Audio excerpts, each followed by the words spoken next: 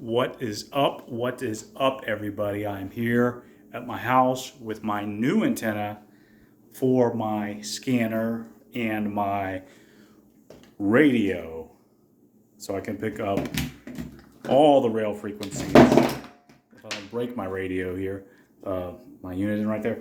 Anyways, it's a new antenna. It's from the Antenna company.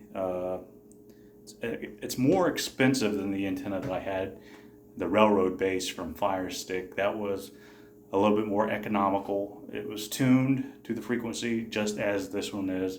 The design is different. The Fire Stick, if you remember from the last video, had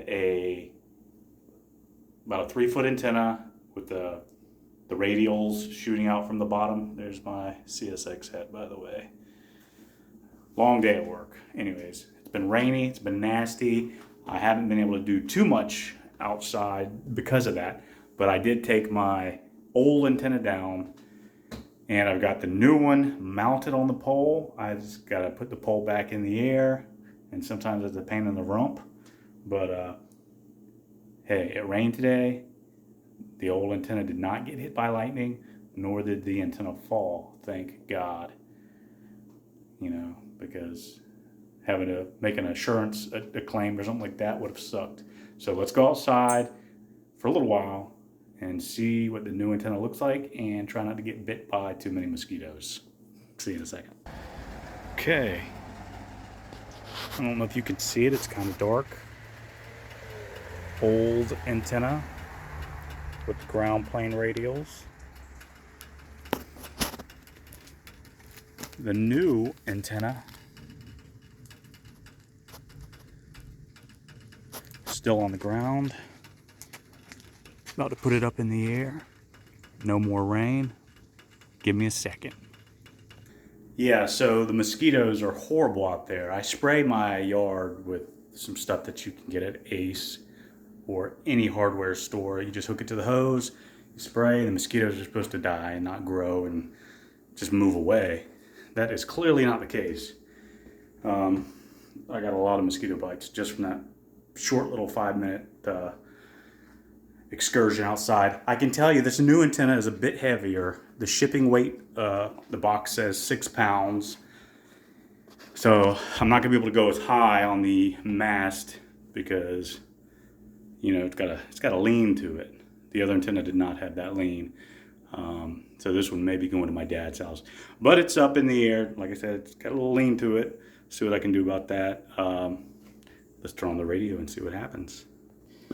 Another good thing about this scanner, if you can see, service search, you can scroll through. Anyways, I'm going to set it for railroad. It's doing a railroad scan now. It scans much faster than the other radio here, the UV82 maybe. Can't remember what it is exactly. This scans slower, but it's got a more sensitive receiver, so it will pick up a little further away regardless of what antenna you have. Now remember, when you buy your BNC cables, make sure you get good quality cables with the actual type of antenna connection you need. I had this made with a BNC connection. That way I don't have a bunch of... There you go, there's the dispatcher.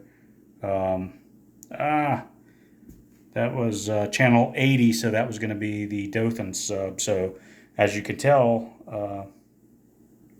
when the dispatcher starts talking, it'll go back. It'll catch back up. But anyways, it actually...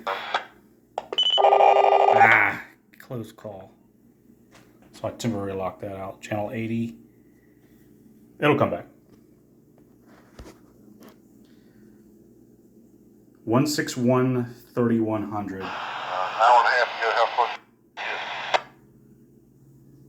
Train antenna vertical. Anyways, I am so far. Well, not so far, but I am pretty daggum far from Georgia. Well, we think that would be good. They pulled Timmy and them out and got a road switcher there, dragging plus there. So again, forgive the mess on the table here, but this is a pretty good diamond antenna, RH77CA. It has the BNC adapter for the scanner. And a similar antenna here for the handheld. Came with it actually. It actually came with two.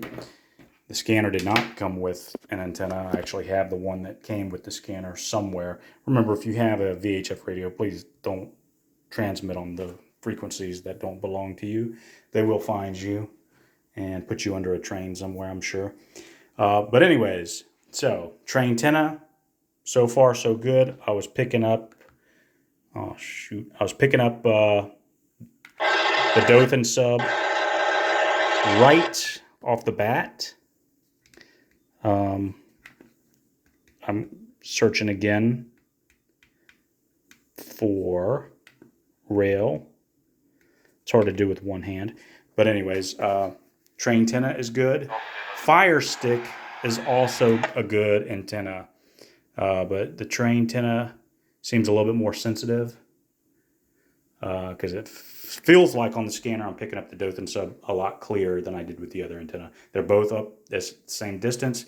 Again, the train antenna is like 4 foot in length. Everything is built into a PVC tube, watertight, weatherproof.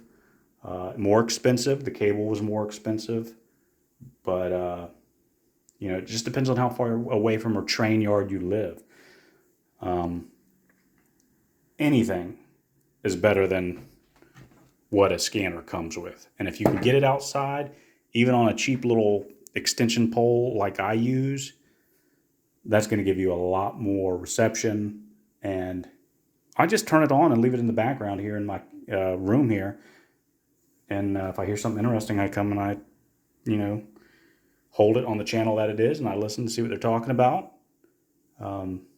Again, the ones I have are tuned specifically for railroad, the train antenna. You can Google that. I don't have the website in front of me. Or the Fire Stick that I got from CB World online. And again, Railcom sells some good ones for the top of your car. You know, just a mag mount, quarter wave whip with a BNC connection or whatever kind of connection you need for your radio. But definitely, you'll be hearing stuff further away, and you'll be looking for the train and being like, well, where's the train? I hear it. But if you're not used to hearing a lot of train talk, you'll think there's a train right outside your house. But thanks for joining me on Antenna Talk number 2. Number 1, I was talking about the Fire Stick. Yet again, another good antenna. And again, it came with a 50-foot cord, 50 foot of cable. And it was under $100. This here was probably the train antenna was about $100, but the cable and shipping and everything was like $200 or close to it. I think my dad took that paper with him. Yeah, 205 altogether, and the other one was like 98 altogether. So depending on what kind of budget you're working with, but anything is better than nothing. So if you're rail fanning, or if you just enjoy the railroad, you know, I don't claim to be an expert on everything rail related. You know, I don't know the call numbers and things when trains come through. One reason is the trains in my area don't use call numbers like that. Another reason is I just don't care. I like seeing the big engines roaring through the woods, you know, and the smell of the diesel and the loud horns. It's all cool. It's something cool to do outside and away from the PlayStation and Xbox and all of that. And anything you can do to get outside and spend time with your family, friends, or yourself and get some fresh air is always better than sitting around inside the house. Sorry, I'm just staring at the table, so here's some artwork for you. All right, Jason here from Jason Peters Rail Adventures, as you can see me in the reflection. Join me next time. I've got a bunch of train videos that I have not put out yet, but I will be putting them out soon. Thank you for joining me. Talk to you later, and you know what I'm going to do? I'm going to say it. See ya.